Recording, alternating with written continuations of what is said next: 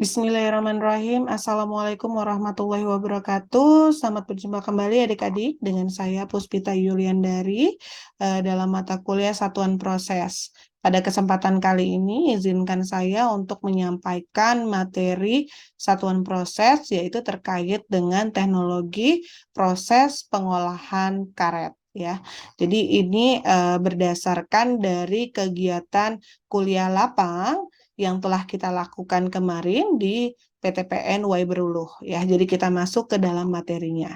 Baik, saya akan masuk ke dalam materi. Izinkan saya untuk memaparkan menampilkan PPT-nya terlebih dahulu. Oke, kita berbicara tentang teknologi pengolahan karet.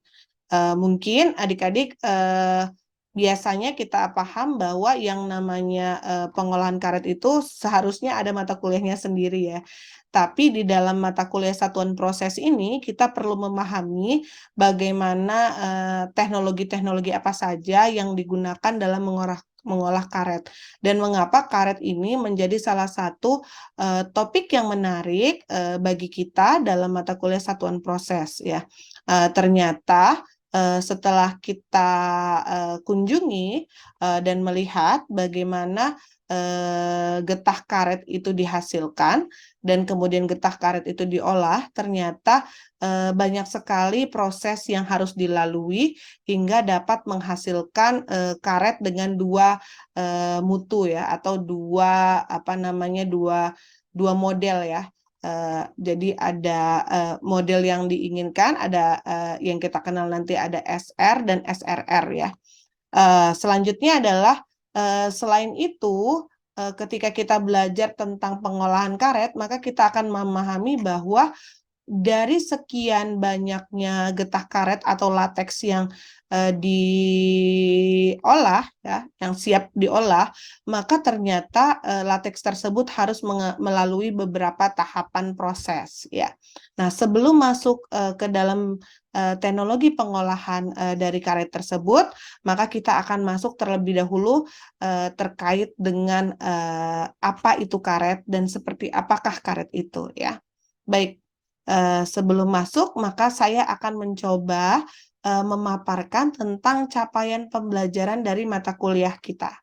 Ya, jadi diharapkan adik-adik mampu memahami satuan proses teknologi pengolahan karet dan yang kedua adalah mengetahui proses pengolahan getah karet menjadi produk olahan ya. Jadi sampai dengan bahan mentah ya atau karena di pabrik di PTPN Waiberuluh tersebut hanya sampai pada bahan baku setengah jadi ya.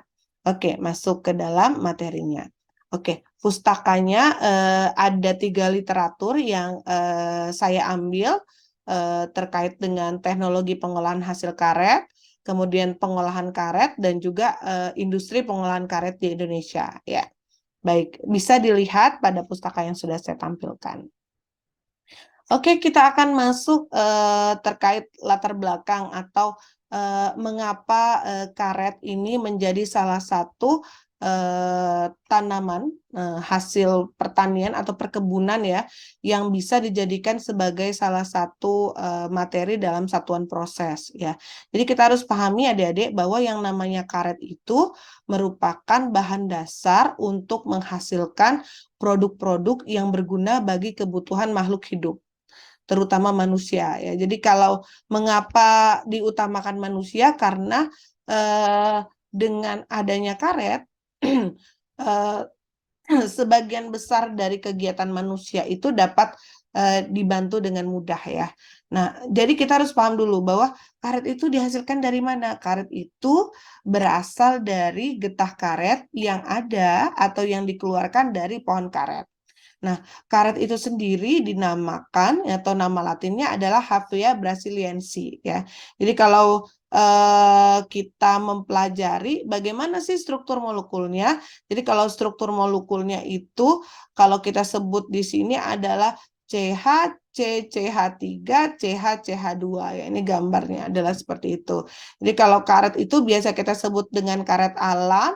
dia juga mempunyai polimer disebut sebagai polimer isoprene dengan bentuk alamiahnya yaitu 1,4 polisoprene ya.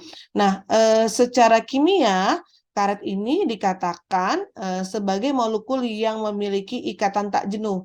Mengapa tidak jenuh? Jadi kalau tidak jenuh ini artinya adalah karet tersebut dikatakan tidak tahan terhadap minyak. Jadi tidak bisa bertahan dengan kuat apabila berinteraksi dengan minyak. Nah, dari sini maka kita mengetahui bahwa oh ternyata karet itu memiliki sifat nonpolar. Kenapa? Karena tidak tahan dengan minyak. Nah, bagaimanakah cara kita untuk mengurangi sifat nonpolar atau menghindarkan agar karet tidak berinteraksi langsung dengan minyak, karena apabila terus berinteraksi dengan minyak, maka karet tersebut akan memiliki mutu yang tidak baik. Nah, kalau mutunya sudah tidak baik, berarti karet tersebut tidak dapat dijual atau harga jual dari karet tersebut menurun. Karena kelas dari penjualan karet itu skalanya bukan hanya nasional ya, tapi skalanya pun internasional. Dari sini maka kita harus paham bahwa bagaimana caranya kita meningkatkan kualitas atau mutu dari karet tersebut, berarti kita harus menjadikan karet tersebut memiliki daya tahan yang kuat. Nah, kalau begitu, cara yang terbaik adalah dengan kita memodifikasi karet tersebut secara kimia. Nah, cara kimia yang biasa dilakukan di pabrik dalam meningkatkan mutu dan daya tahan dari karet tersebut adalah menggunakan reaksi epoksidasi ya. Jadi reaksi epoksidasi itu dilakukan, tujuan utamanya adalah untuk meningkatkan mutu dan meningkatkan mutu dan daya tahan dari karet tersebut ya. Agar apa? Agar ketika berinteraksi dengan minyak, karet tersebut tidak mudah rusak. Ya, nah, bagaimanakah sistem kerja dari reaksi epoksidasi ini? Reaksi epoksidasi ini cara kerjanya adalah membentuk cincin epoksida pada rantai polimer yang ada pada karet atau pada rantai polimer karet tersebut. Sehingga ketika reaksi epoksidasi ini diberikan atau ketika cincin epoksida ini diberikan, secara otomatis karet tersebut mampu memiliki mutu dan kualitas yang baik. Nah, kalau sudah mutu dan kualitas yang baik, tahan dan kuat, maka maka karet tersebut dapat bersaing ya di kancah internasional. Baik adik-adik, sekarang itu kita harus memahami bahwa sebenarnya karet itu dihasilkan untuk dijadikan apa? Nah, walaupun ketika diolah dalam pabrik pengolahan karet masih bahan setengah jadi, sebenarnya karet itu merupakan bahan baku produk hilir. Ya, salah satunya adalah produk yang dijadikan sebagai tahanan dudukan mesin, apapun dudukan mesinnya, baik itu kendaraan ataupun juga beberapa peralatan rumah tangga atau perkantoran ataupun peralatan bangunan dan sebagainya. Ya, jadi dipakai karet ini dijadikan sebagai lapisan dari pintu, kaca ataupun alat-alat lainnya. Jadi dengan adanya karet ya yang memiliki ketahanan yang kuat, maka bisa merekatkan atau bisa menguatkan dan tidak memberikan gaya getar yang tinggi, baik itu pada kaca, pada pintu. Dan dengan adanya karet itu benar-benar memberikan penahan agar tidak tembus air ya. Ketika air itu ingin masuk di dalam produk yang kita hasilkan atau di dalam mesin tersebut, maka air tidak terhalang oleh karet tersebut ya. Baik adik-adik, kita masuk kembali. Jadi artinya selain dudukan mesin, sebenarnya karet juga memiliki manfaat yang cukup tinggi bagi mobilitas manusia dan barang-barang yang digunakan oleh manusia itu sendiri ya. Jadi beberapa barang yang memerlukan komponen dari karet itu, yang pertama ya pastinya adalah kendaraan. Apapun bentuk kendaraannya, baik itu motor, mobil, truk dan sebagainya, membutuhkan karet untuk fungsi utama sebagai alat penggerak, yaitu adalah roda. Jadi karet ini dijadikan sebagai bahan dasar dari aneka ban kendaraan, ya apapun. Kemudian dijadikan sebagai bahan atau alat conveyor belt, ya. Jadi sebagai bahan dasar untuk conveyor belt itu sendiri, ya. Yang selanjutnya sebagai penggerak mesin, sebagai sepatu karet yang mengamankan bagi para pekerja di industri-industri yang khususnya industri-industri besar, ya, yang sangat berkaitan dengan pemanas, dengan listrik, dengan air dan sebagainya. Kemudian dijadikan juga sebagai sabuk, ya, atau tali pinggang, ya. Dijadikan juga sebagai pipa karet dan sebagai isolator kabel. Nah, isolator kabel itu artinya sebagai alat pembungkus dari kawat-kawat yang tugasnya menghantarkan listrik, dan apabila dibungkus dengan karet, secara otomatis listrik tersebut, aliran listrik tersebut tidak akan berdampak terhadap orang yang memegang atau berinteraksi dengan kabel tersebut, ya. Nah, dari sini kita harus memahami bahwa bahan karet itu juga banyak digunakan untuk membuat perlengkapan, ya, seperti sekat misalnya, ya, sekat, kemudian atau tahanan alat-alat penghubung, dan juga dikatakan sebagai penahan getar, ya, atau shock absorbers, ya. Nah, dari sini kita memahami bahwa ternyata produk dari karet itu memiliki nilai tambah yang cukup tinggi pada produk hilirnya. Dan dengan kemajuan teknologi, ternyata karet itu tidak hanya diambil getahnya saja. Akan tetapi ketika pohon karet itu sudah tidak menghasilkan getah lagi, maka pohon tersebut bisa digunakan atau dimanfaatkan kayunya untuk dijadikan sebagai bahan baku industri dari kayu, ya. Cukup luar biasa manfaat dari karet ini. Nah, oke, kita masuk terkait dengan penjelasan karet, ya. Tadi kita menjelaskan secara global manfaatnya, kemudian struktur kimianya, dan bagaimana fungsi dari karet tersebut. Maka kita masuk ke dalam karet itu sendiri, ya.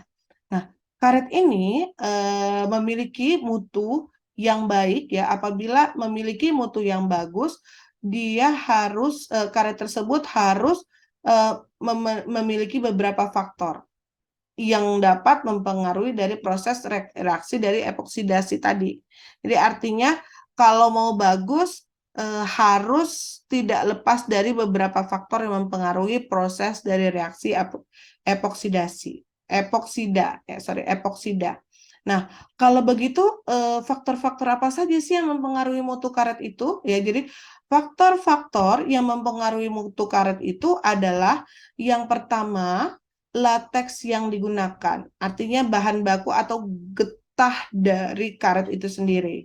Yang kedua adalah suhu, yang ketiga adalah waktu penggumpalan, keempat adalah konsentrasi lateks, serta ketelitian di dalam pembuatan karet yang bermutu, ya.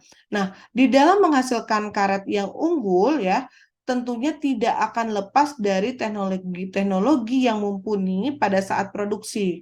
Jadi artinya apa? Teknologi tersebut, ya, dapat mengolah lateks menjadi karet alam yang pada akhirnya menjadi bahan baku utama untuk proses pembuatan produk-produk hilir dari karet tersebut. Nah, dari sini kita harus tahu bahwa ternyata, ya, Indonesia itu memiliki perkebunan karet yang sangat luas. Sehingga Indonesia itu mampu memproduksi lateks, ya, terbesar setelah Malaysia. Jadi artinya nomor 2 setelah Malaysia. Nah, produk utama dari karet Indonesia itu adalah standar Indonesian Rubbers atau SIR 20. Nah, NR ini dihasilkan Indonesia sudah memiliki SNI yang sesuai dengan ketentuan undang-undang yang ditetapkan oleh pemerintah Indonesia. Nah, komposisi SR itu seperti apa? Atau ketetapan SNI dari SIR 20 itu yang sudah ditetapkan Indonesia itu seperti apa? Jadi yang pertama adalah SIR 20 itu hanya boleh memiliki zat pengotor maksimal adalah 0,20%. Kemudian debunya 1%. yang teruapkan 0,8% dan nitrogen 0,6%. Ya. Jadi kalau terlalu melebihi berarti belum bisa dikatakan sebagai SIR 20. Nah, lateks ini sebelum diolah biasanya mempunyai sifat yang namanya sifat plastis. Nah, kalau plastis itu artinya susah untuk dibentuk. Sehingga apabila karet mentah ini tidak diubah sifat plastisnya, secara otomatis sukar untuk diolah. Nah, untuk mengubah sifat plastis pada karet menjadi elastis diperlukan cara atau diperlukan upaya atau teknologi yang dinamakan teknologi vulkanisasi. Nah, apa sih vulkanisasi ya? Jadi vulkanisasi itu biasanya digunakan oleh beberapa peneliti, yaitu adalah vulkanisasi konvensional. Jadi vulkanisasi konvensional itu harus memiliki sifat rasio, memiliki rasio sulfur yang sangat tinggi dibandingkan dengan akseleratornya. Jadi artinya kalau dilihat dari ikatan sulfidanya, sistem vulkanisasi ini memiliki jaringan yang sangat fleksibel dan mampu menghasilkan sifat mekanik yang baik. Akan tetapi memiliki aging yang kurang baik. Ya, ada plus minusnya ya. Jadi kita bisa memproduksi karet lebih fleksibel atau lebih elastis sehingga mudah dibentuk, akan tetapi memiliki aging yang kurang baik. Ya, nah dari sini kita harus paham bahwa ternyata sifat-sifat dari karet diantaranya adalah memiliki ketahanan suhu yang relatif rendah. Ya, pertama memiliki ketahanan suhu yang relatif rendah. Yang kedua adalah dapat menempel dengan beberapa struktur logam. Yang ketiga tahan terhadap suhu tinggi. Keempat mudah untuk diproduksi. Kelima memiliki kemampuan untuk melakukan isolistrik atau sifat konduktif ya, kondusif, kemudian mampu meredam panas, mampu meredam suara, mudah dibentuk, praktis dan dapat didaur ulang ya.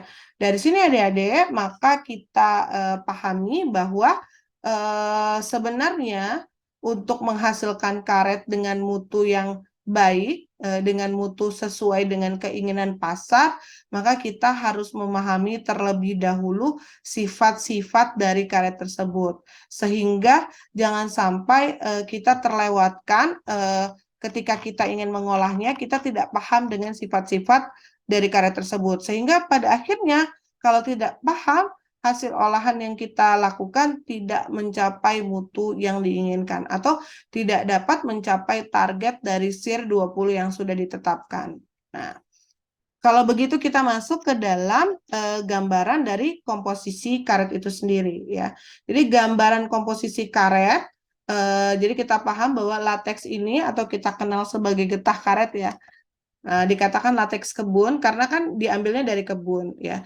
Terdiri dari 4 fraksi atau 4 komponen. Yang pertama adalah fraksi karet ya. Fraksi karet ini terdiri dari 36% dari kandungan lateks yang ada diambil ya. Jadi dari 100% yang diambil, 36%-nya mengandung fraksi karet. Kemudian 1%-nya mengandung fraksi Frey-Wissling. 53%-nya mengandung serum dan 10%-nya mengandung fraksi dasar. Nah, kalau begitu kita masuk ke dalam fraksi karet ya. Dari 36% fraksi karet itu, komponen apa saja yang ada pada fraksi karet? Yang pertama karet itu sendiri, kedua adalah protein, ketiga lipid, dan yang keempat adalah ion logam. Selanjutnya adalah ketika kita masuk ke dalam lateks, fraksi Frey-Wissling terdiri dari 1%, ternyata yang mengandung dalam fraksi Frey-Wissling itu adalah karotenoid dan lipid. Ya, masuk ke dalam serum yang terdiri dari 53%, kandungan yang terdapat dalam serum itu diantaranya adalah air, karbohidrat dan inositol, protein dan turunannya, senyawa nitrogen, asam nukleat, dan nukleosida, kemudian ion anorganik, dan ion logam. Ya.